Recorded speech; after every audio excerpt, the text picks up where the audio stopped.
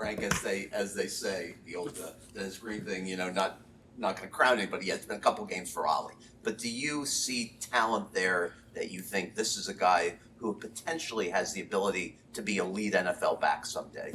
Yeah, I think when you look at him at Oklahoma State, his sophomore year, obviously had a very successful year. And I think when you had the follow-up season, I think he learned a lot from that. So, I've been very excited with what he's displaying. A physicality, really starting to learn and grow into understanding how the offense and everything that fits. So, he's done a really good job so far, and just excited for him this week and the rest of the season.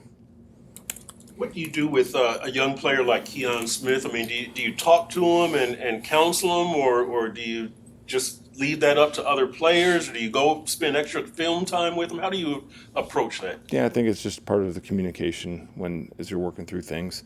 When you have lack of communication, that's where questions lie, as opposed to you just talk about all things that occur, and so that way everyone's on the same page and knowing what's going to go. It's a long season, so you have to be in tune with your guys and making sure you have communication in all situations so everyone's on the same page.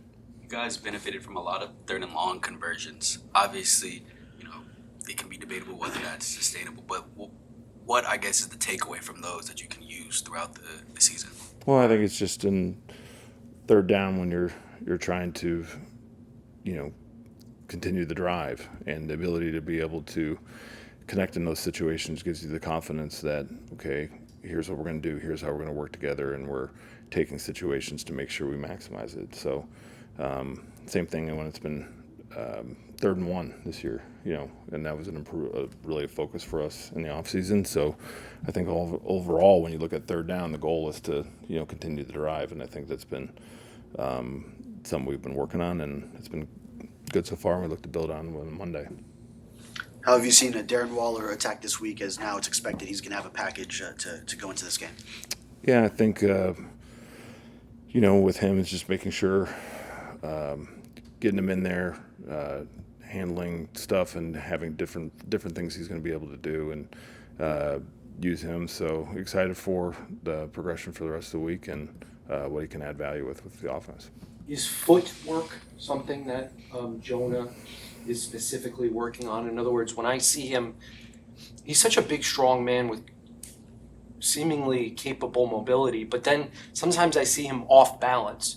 Why does a lineman most often end up in an inferior position when it does happen? I think it's when sometimes, especially when you're dealing with like younger linemen, it's especially with in the moment, you're trusting your training, you're trusting reaction. You're not reacting to them, where all of a sudden it's like you move in reaction to someone else as opposed to you move in the way that which you're training. And I think that's, in the short term, when you look at the small sample size, you're going like, you wish it was. But like in the long term, before you look at the season, a lot of the times it's a natural progression for guys. It's like, okay, you learn what happened here. Okay, well, he did this, so trust what you're going to do in that situation to be able to put yourself in the body position you want to be in. So the great thing about him, though, is that he's very conscientious, and when you look at it after, then he's like, yes, he's very aware of certain things he's going to get better at. So I think that's the part of it. When you look at, when the season's over, the situations occur, hopefully to build for the rest of the year, so it stabilizes out. I guess that varies depending on what website you look at. I think somewhere in the range of 12 pressures allowed by Jonah, just to continue on Joe's question. Has it been much a case of him simply being overpowered, Frank, at times by opposing defensive linemen?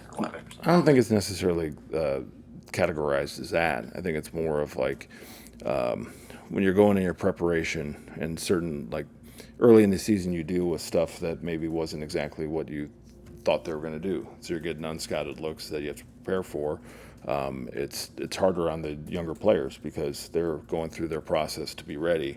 So when you give them something that maybe wasn't exactly approached to them that way, that's where the growth comes from, and that's where the real-time situations. When you're able to have success as going through it, you build upon it. Right now, it's learning lessons that hopefully we're going to build upon to use for the rest of the season. Frank, Tua hasn't been as effective statistically as we've seen him in previous seasons. Is this a Tua issue or an offense issue? Well, I think when you're sitting at, the situation we're at, I think we all overall as a group just need to be better. We were able to do some things last week that helped us build. I think that we learned a little bit to make sure that we can hopefully build on to use for this week. So I don't think it's necessarily one person, one area, and all that. I think offensively we have to be able to help each other. So there's 11 guys working together in every play, and there was some positive growth from last week that we were willing to build upon for Monday night and going forward. Can you take us through the process of when Daniel Brunskill went into the game for Keon and maybe the decision possibly on your hands for this week? Yeah, I think just in the moment, there were a couple things that occurred that we thought Daniel's veteran presence would be able to help us with, and it wasn't necessarily. It's like you don't make a decision and say, therefore, this is it. This is or will be one way. So it was a decision made at the moment that we thought would help, and ultimately we talked with Keon. He's a great guy and he understands and he's preparing, and we're all working together to make sure we can be on the same page and be successful on Monday. Is there a competition going on at right guard, or? I think it's just overall like, okay, you lose James early, and you're working through that process, hopefully, to have him back at some point. And then ultimately, you're working through all the scenarios that best can put us in position. So I think that, it's like you would just want to make sure that for us, we're having the right guys, right situation, and we want to put guys in the best position to be successful. So I don't think it's necessarily like competition. We're just trying to work to find the right fit, because once you have injuries, okay, what's the right fit? How are we going to play it out? And I think that's ultimately what we're always working at through all positions, making sure we got the right guys in the right spots. Is Keon starting Monday? It's for us right now, it's just like we're working through just all the variables, because again, when we were dealing with like Daniel, just making sure we get guys the right amount of reps at different spots. So I don't think it's rushed to say right now it's yes or no. I think we're going to work the process all the way through the week to make sure we have what decision we're going to go with for Monday night. Frank, would you ever go to Mike McDaniel and say, if we win the toss, let's take the ball, let's try to put some pressure on the other team, we can go down there and score and change the way that they defend us? Is that a conversation you would ever bring up with him, or is that a head coach Mike McDaniel decision? About the coin toss? Starting the game on offense. Yeah.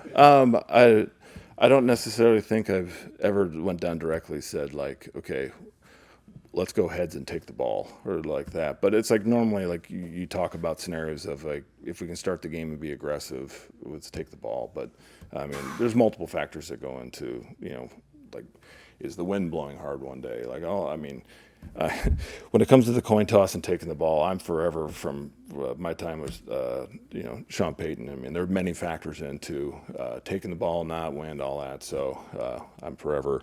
We're always talking about it though. But yeah, there is something to times where you want to take the ball and start aggressively. I can tell you thought that was a ridiculous question. No, it wasn't ridiculous. It's like it's one of those moments where you're just kind of like coin toss. Oh, like I didn't. Taking the ball. Yeah.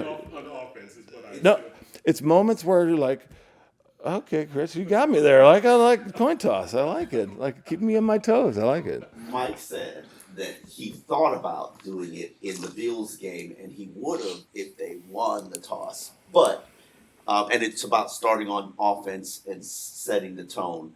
But how much is that kind of stuff discussed amongst the coaches? Like, oh, do we want the ball first? Do we not want the ball first? Do we want the ball in the second half to get an extra possession? There's a discussion, but of kind of what you think maybe start the game or how you want to handle possessions as you go. But ultimately he's going to make the decision. We give advice, you give what you think, but Mike's going to ultimately make decisions on that. How important do you think the Quinnen Williams, yeah? Quincy. No, injured? Quinnen. The Quinnen. inside linebacker. Quinnen. Well, Quinnen. Quinnen is D tackle. Which was The one on IR, the other Pam? one. He's playing, correct? Okay, that's Quinn. The defensive tackle who was playing named Quinnen. Him against the Dolphins interior. How big of a matchup? 95. How big of a matchup do you believe that could be in this game? Yeah, he's a very good player, and when you have a guy like him, you have to be very aware. So it's like each week, each defense presents different variables, different challenges with the matchups, and I think ultimately it's when you have guys of that caliber, it's guys executing and then using different parts of your scheme to be able to minimize their effect on a game. With the success that the tight end had last year, just how do you think Waller will come in and open up the offense a little bit? I don't think you'd really go into like having a certain expectation of like it's got to be this, so therefore, or it's been this, so therefore it needs to be this. I think it's basically adding another guy with a skill set that's going to be complementary to the offense and just being able to play within the plays and when the plays come to you, making them, and then if not, being in the right spot at the right time, just for availability in the run game or the pass game.